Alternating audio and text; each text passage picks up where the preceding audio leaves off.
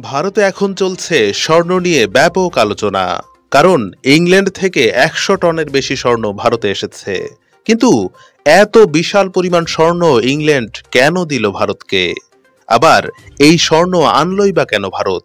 কি করবে তারা এত স্বর্ণ দিয়ে? আসলে ব্রিটেনে এত স্বর্ণ ভারতই জমা রেখেছিল। শুধু ভারত নয়, বিশ্বের অনেক দেশ সেখানে স্বর্ণ জমা রাখে। আর সেসব স্বর্ণ ব্যাংক অব ইংল্যান্ডের মাটির নিচে থাকা ৯টি বড় বড় হোল্ডে জমা রাখা হয়। ভারত তাদের জমা রাখা সেই স্বর্ণগুলোই ফিরিয়ে আনছে। জানা গেছে, ভারত বিদেশ থেকে মূলত তেল আমদানি করে থাকে। মধ্যপ্রাচ্যের দেশগুলোর সঙ্গেই এই ব্যবসা করে ভারত। ১৯৯১ সালের আগে ভারতে প্রয়োজনীয় তেলের বেশিরভাগ যোগান আসতো ইরাক থেকে। কিন্তু ৯০-এর দশকের গোড়ার দিকে ইরাক যুদ্ধে জড়িয়ে পড়ে।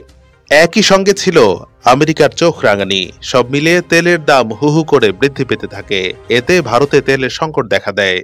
তেল কিনতে প্রয়োজন পর্যাপ্ত ডলারের। তাই কিভাবে ডলার পাওয়া যাবে তার পথ খুঁজতে থাকে তৎকালীন ভারত সরকার। আইএমএফ এবং বিশ্বব্যাংক থেকে ডলার নেওয়া ছাড়া উপায় ছিল না তখন ভারতের। কিন্তু সেখান থেকে ডলার নিতে গেলে মেনে চলতে হতো নানা শর্ত। ভারত তাই সে সময় বিকল্প পথ খুঁজতে থাকে। তাই তখনই স্বর্ণ বিদেশি ব্যাংকে জমা রাখার পরিকল্পনা মাথায় আসে সরকারের। তাই গোপনে ভারত ব্যাংক অব ইংল্যান্ড এবং ব্যাংক অব জাপানের কাছে স্বর্ণ জমা রাখে। তার বিনিময়ে ডলার নেয় তারা।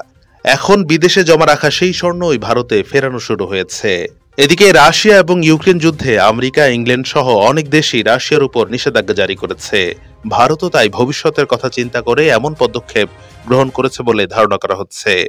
ভারতের কাছে বর্তমানে রয়েছে ৮২২ মেট্রিক টন স্বর্ণ। বিগত ৫ বছরে ভারত ২০৩.৯ মেট্রিক টন স্বর্ণ কিনেছে। তার মধ্যে কিছু মজুত রয়েছে আইবিআই এর কাছে, আর কিছু বিদেশি ব্যাংকে জমা রাখা হয়েছে।